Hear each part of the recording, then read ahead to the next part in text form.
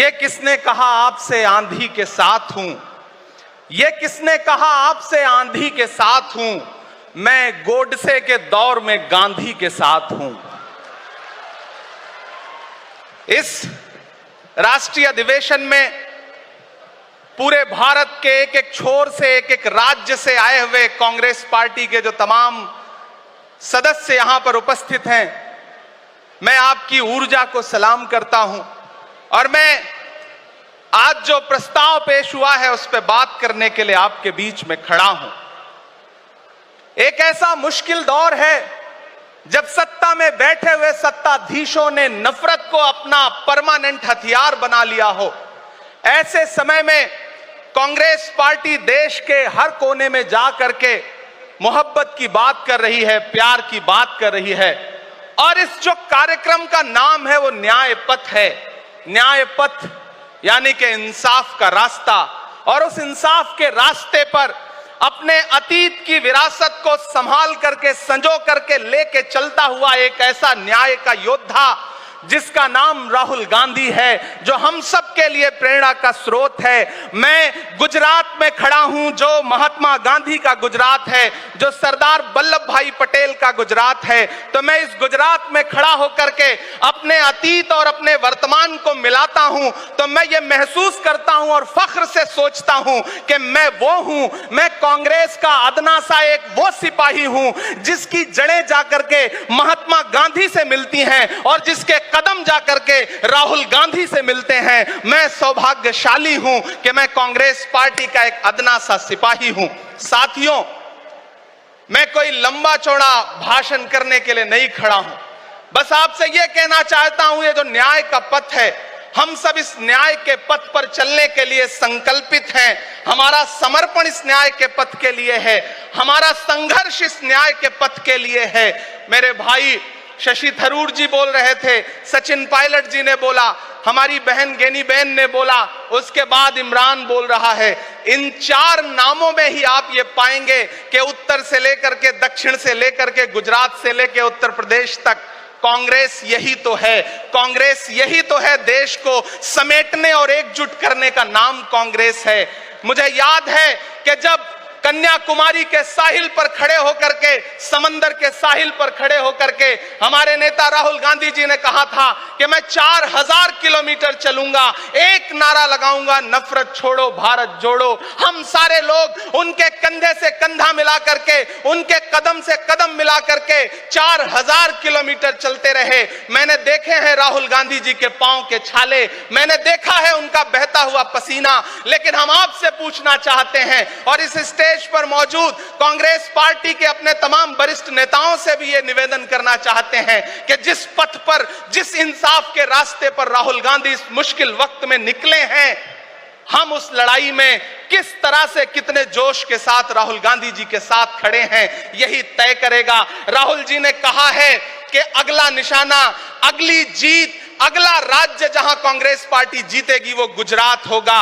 तो याद रखिए कि हार तब होती है जब ठान लिया जाता है, हार तब होती है जब मान लिया जाता है, जीत तब होती है जब ठान लिया जाता है। अगर हमने ठान लिया कि जहां से आज सत्ता के शीर्ष पर बैठे हुए लोग नफरत परोसने का काम कर रहे हैं, असमानता का काम कर रहे हैं, संस्थाओं को कुचलने का काम कर रहे हैं, उनके खिलाफ अगर हमने उन्हीं जड़ों में जाकर के मेहनत की, हिम्मत दिखाई, तो मुझे पूरा यकीन है कि जिस तरह अंग्रेजों के खिलाफ लड़ते हुए कांग्रेस पार्टी ने इस देश को स्वतंत्रता संग्राम के जरिए आजादी दिलाई थी, तो यह लड़ाई भी उस स्वतंत्रता संग्राम से कम नहीं है। उस लड़ाई का नेतृत्व महात्मा गांधी जी कर रहे थे, तो इस लड़ाई का नेतृत्व राहुल गांधी जी कर रहे हैं और हम सारे लोग राहुल गांधी जी के साथ खड़े हैं। हो सकता है कुछ लोग इस सफर में, इस मुश्किल सफर में छोड़ के चले गए हों, उन्हें नजरअंदाज करिए और एक नई पीढ़ी, एक नई ऊर्जा के साथ राहुल जी के साथ खड़ी हो। मैं तो कहना चाहता हूं कि कांटे गुल के साथ नहीं चल सकते हैं, बुज़दिल खुल के साथ नहीं चल सकते हैं। रास्ते में जो छोड़ गया उसे जाने दो, सब राहुल के साथ नहीं चल सकते हैं। आप सारे लोग, हम सारे लोग और इस देश के लाखों लाख करोड़ों करोड़ लोग राहुल गांधी जी के साथ खड़े हैं। और यहां खड़ा होकर के इस देश के पिछड़ों को, आदिवासियों को, दलितों को, अल्पसंख्यकों को मैं सबको भरोसा दिलाते हुए इतना कहना चाहता हूं कि मेरे भाई, कांग्रेस ही है जो आपकी असली लड़ाई लड़ रही है। मुझे वो दिन याद है कि यह सरकार जब एक बिल लेकर के आई तो रात के 3 बजे भी आदरणीय सोनिया गांधी जी राज्यसभा में मौजूद थी इस देश के लिए, इस संविधान के लिए लड़ाई लड़ने के लिए। और राहुल गांधी जी भी लोकसभा में मौजूद थे उससे एक दिन पहले।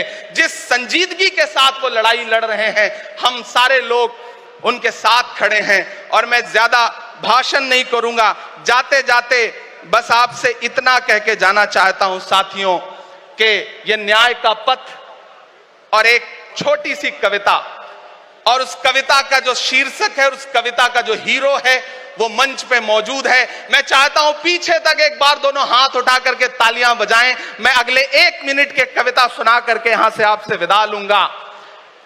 कन्याकुमारी से जो सफर शुरू हुआ था वो अहमदाबाद तक लगातार जारी है और आगे भी जारी रहेगा। और कल ही राहुल जी परसों बिहार से लौटे हैं, तब यह कविता मैं सुनाता हूं कि उदास मौसम बदल रहा है, उदास मौसम बदल रहा है, धुएं का पर्वत पिघल रहा है, दिलों में लावा उबल रहा है। सुबह सुबह जब हुजूम लेकर सफर पे निकले तो यूं लगे है कि जैसे सूरज निकल रहा है। वो चल रहा है, वो चल रहा है। वो कह रहा है कि नफरतों से जो दिल है टूटे मैं जोड़ दूंगा। एक नारा नफरत छोड़ो भारत जोड़ो, एक नारा नफरत के बाजार में मोहब्बत की दुकान खोल ली है। वो कह रहा है कि नफरतों से जो दिल है टूटे मैं जोड़ दूंगा। वो कह रहा है हर एक दरिया हर एक तूफान को मोड़ दूंगा। सुनो सितमगर न समझो डर कर मैं अपने लोगों को छोड़ दूंगा, सितम की गर्दन मरोड़ दूंगा। सितमगरों की हर एक ख्वाहिश हर एक साजिश कुचल रहा है, वो चल रहा है, वो चल रहा है। अंतिम पंक्तियां पढ़ता हूं कि जमाने भर की तमाम माओं ने हाथ उठाकर दुआएं दी हैं, जमाने भर की तमाम माओं ने हाथ उठाकर दुआएं दी हैं, तमाम बच्चों ने इस तपस्वी का माथा चूमा बलाएं ली हैं। जो नफरतों का जहर भरा है ये बन के शंकर निगल रहा है, वो चल रहा है, वो चल रहा है। मोहब्बतों की किताब लेकर लबों पे अपने गुलाब लेकर, मोहब्बतों की किताब लेकर लबों पे अपने गुलाब लेकर, सुनहरे रंगों का ख्वाब लेकर वो आया है इंकलाब लेकर। बलाएं रास्ता बदल रही हैं, फजाएं खुशबू में ढल रही हैं। ये नफरतों का निजाम बदले, हिकारतों का कलाम बदले। अगर ये रहबर नहीं बदलते तो अपना लहजा अवाम बदले। अंधेरे बेचैन दिख रहे हैं, कोई जो है इस अंधेरी शब में मशाल की तरह जल रहा है। वो चल रहा है, वो चल रहा है, वो चल रहा है। बहुत बहुत आप सबको धन्यवाद दूंगा। साथियों, आपने जिस जिंदा दिली से सुना उसके लिए आपका बहुत आभार। न हम सफर न किसी हमनशी से निकलेगा, हमारे पांव का कांटा हम ही से निकलेगा। वतन की रेत मुझे एड़ियां रगड़ने दे, मुझे यकीन है पानी यहीं से